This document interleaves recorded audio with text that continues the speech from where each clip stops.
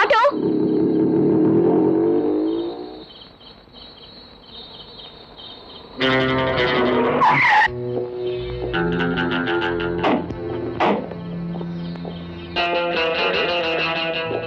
ఏం పాప లిఫ్ట్ కావాలా?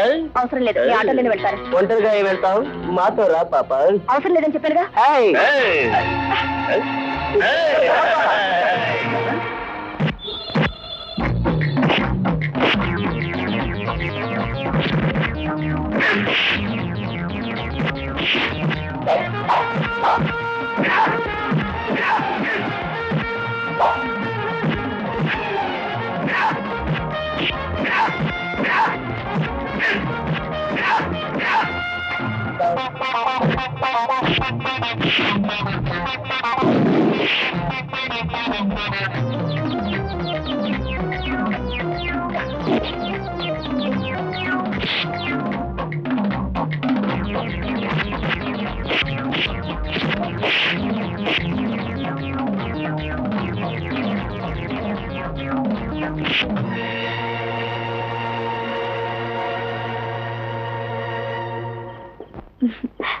థ్యాంక్స్ చెప్పాలంటారా?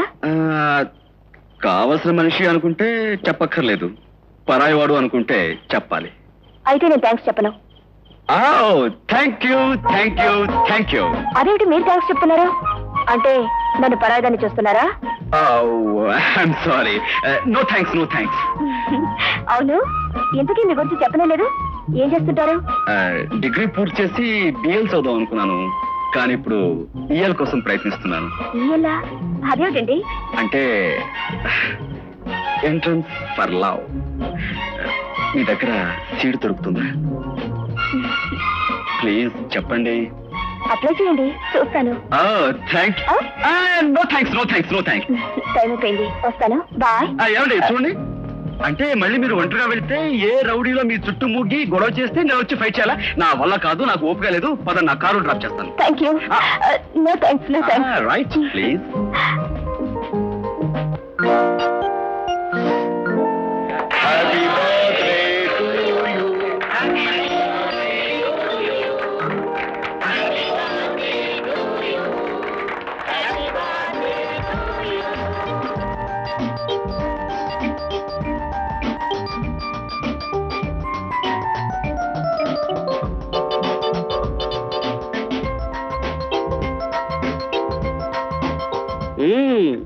ఇలాంటి రోజును కూడా మీకే ముందు ఇవ్వాలా కర్మ? తీసుకోండి.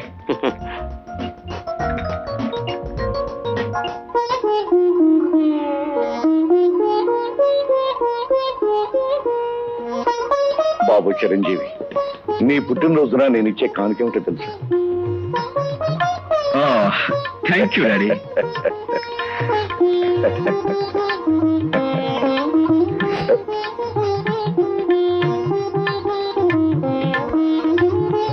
బ్యూటిఫుల్. చిరంజీవి అనబడే కొడుకుని చిరంజీవిగా ఉండాలని కోరుతూ కన్న తండ్రి ఇచ్చే చిరుకానుకన్నమాట. Very beautiful.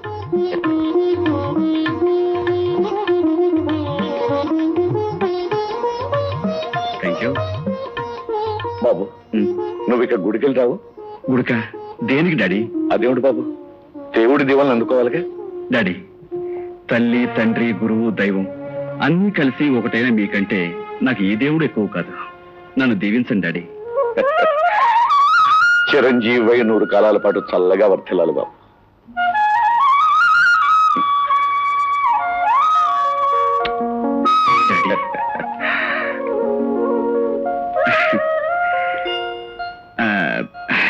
డాడీ, ఏమిటి బాబు? నా కోసం నా ఫ్రెండ్స్ అంతా వెయిట్ చేస్తుంటారు, నేను వెళ్తాను.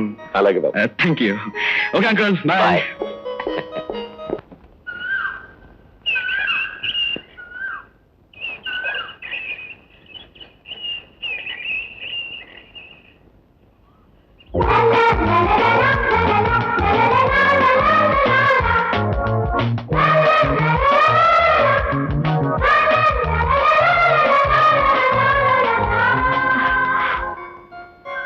Many, many happy returns of the day. Thank you. పేరుకు తగ్గట్టే వేలకు వేలు పుట్టినరోజులు చేసుకుంటూ చిరంజీవిగా ఉండాలి. నేను అలా ఉండాలి అంటే నువ్వు నాకు తోడుగా ఉండాలి. సాధారణంగా పుట్టినరోజు జరుపుకునే వ్యక్తికి అవతల వాళ్ళు కానుకలు ఇస్తుంటారు. కానీ నా విషయంలో అది తారుమారు అవబోతుంది. నేను నీకు అందమైన కానుకలు అనేకం ఇవ్వదలుచుకున్నాను. ఏమిటది? సర్ప్రైజింగ్.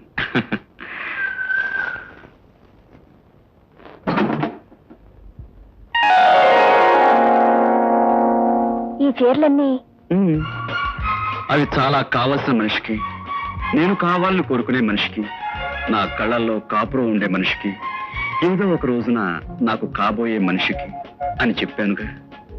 అది నువ్వు.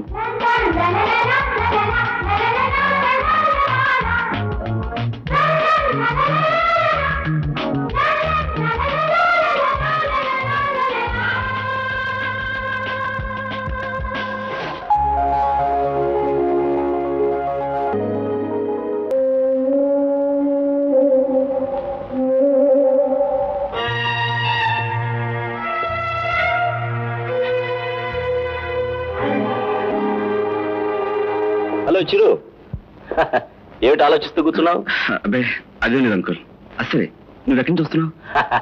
ఏముంది, పోలీసు వాళ్ళు వచ్చేది వెళ్ళేది నేరస్తుల దగ్గర నుంచి నేరస్తుల దగ్గరకేగా.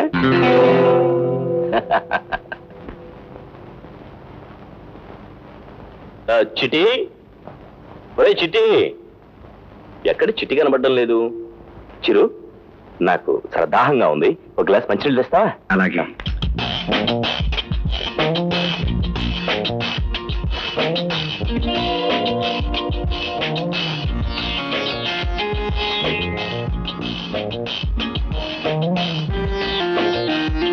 చిట్టిగా ఏమిటి అంకుల్, వెనక ముందు చూసుకోండి మనిషి నాకు కుమ్మేస్తావు? కడుపు నిండా తింటాం ఈయన వృత్తి అయితే, కళ్ళు మూసుకుని కుమ్మేయటం ఈయన ఆబి బాబు. అసలే అంకుల్కి గ్లాస్ మంచి పట్టరా. అలాగే బాబు.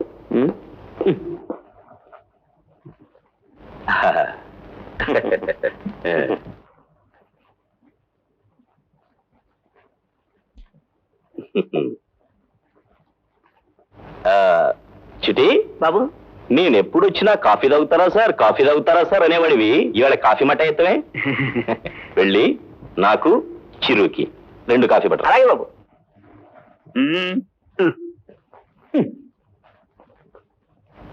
ఏం కుమార్ బాబు, 4 హత్యలు చేసిన హంతకుడు వేట ఎంతవరకు వచ్చింది? త్వరలో ముగుస్తుంది. అతి త్వరలో హంతకుడు నా చేతికి చిక్కి తీరుతాడు.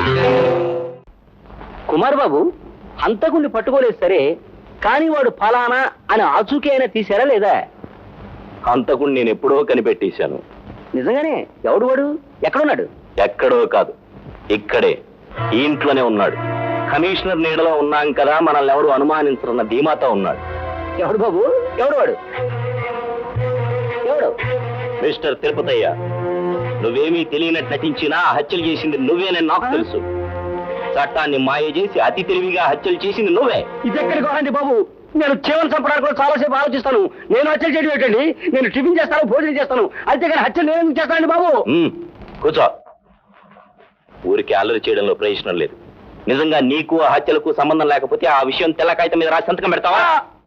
చిరు, కాగితం పెన్ను పెట్టరా. కాగితం పెన్ను.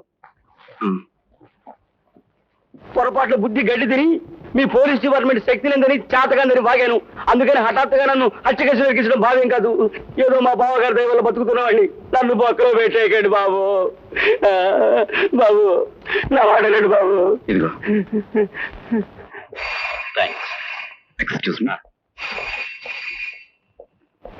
నేను హత్య చేయలేదు బాబు. తిరుపతి గారు, ఏదో తమాషాకి నువ్వే హంతకుడు అంటే ఇంత గాబరా ఎందుకండి? చూడండి, చట్టం అమాయకులను అన్యాయంగా శిక్షించదండి. అమ్మయ్య, ఒరే చిటిగా చిటిగా.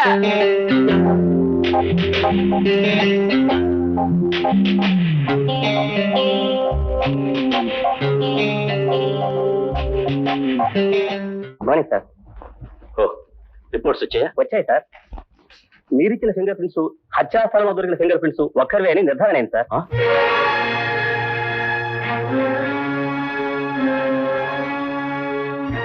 My god, Chiranjeevi హంతకుడా?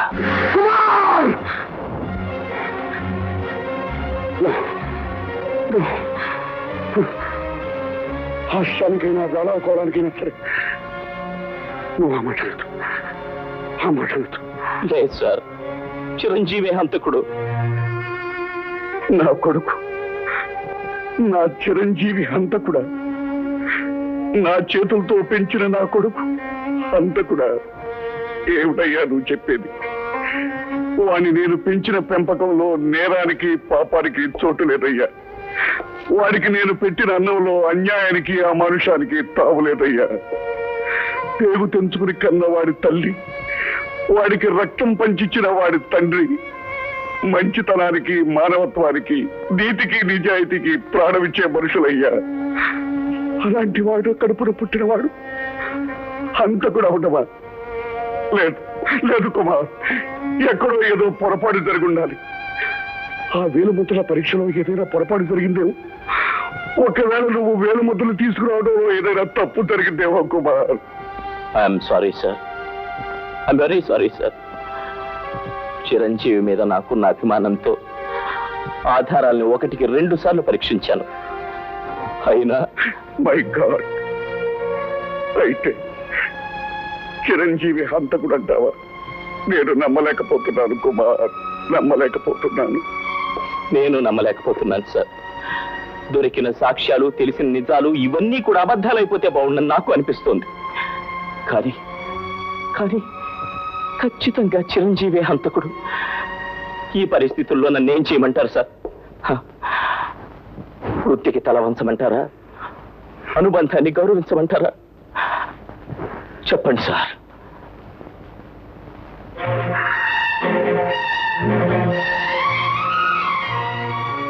దైవం లాంటి నీ వృత్తిని గౌరవించమంటాను. వెళ్ళి హంతకుని అరెస్ట్ చేయమంటాను. గాడ్